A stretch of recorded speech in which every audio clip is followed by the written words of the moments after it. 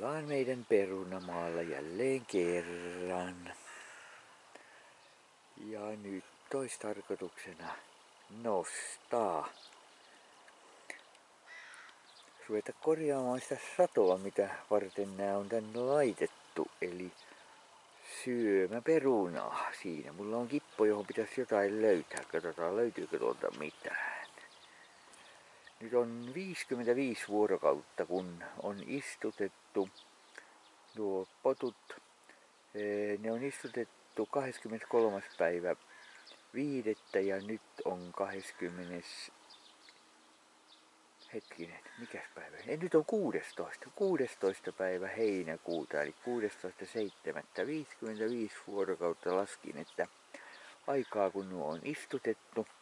Katsotaan, onko sinä aikana kerennyt pottu kasvamaan. Siinä laidasta nostetaan nyt perunat Jussi Laietta.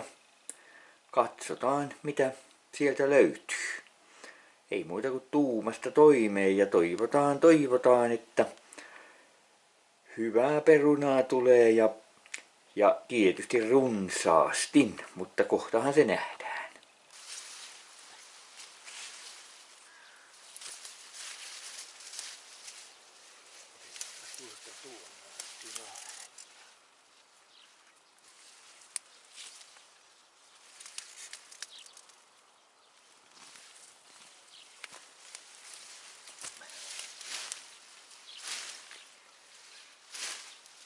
On perunaa. Voisi sanoa, että yhden naatin kun nostaa, niin 2 henkeä syö siitä kovasti. Vielä olisi tulossa kovasti lisääkin, mutta ei vaan malta kaikkia ottaa. Pitää ruveta syömään pois, kun on kerran uutta perunaa omalta maalta saatava. No.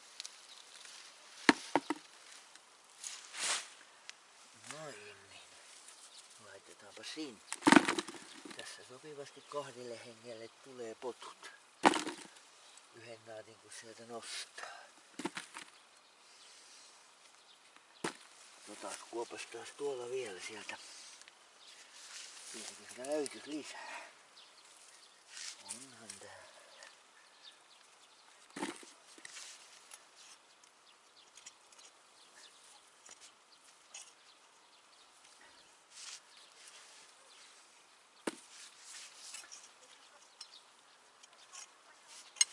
Onhan täällä.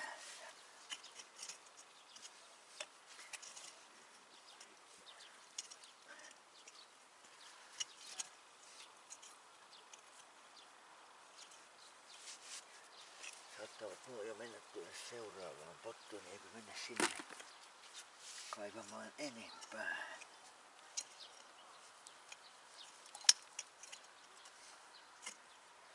Täällä on kuivaa täällä syvemmällä näköjään. Katsotaanpas saataisiko. Eikö sinne jotain vielä? Siellä on se yksi. Eikö sinne jotain tuonne piiloon? Mennäänpäs niin tuohon noin.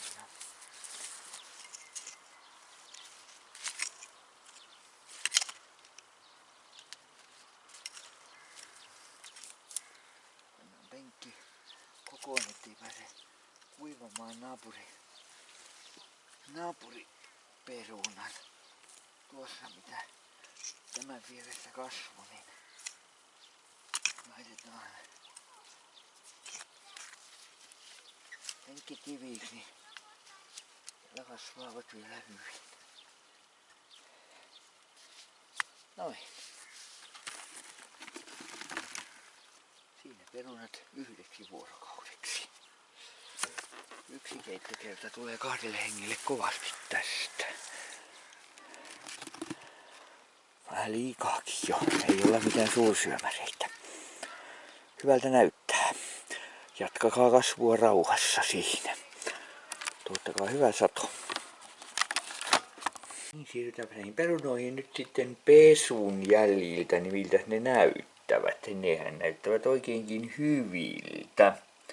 Hyvän näköistä pottua, ei muuta kuin kattilaan porisemaan vaan ja kohta nauttimaan tämän kesän sadosta.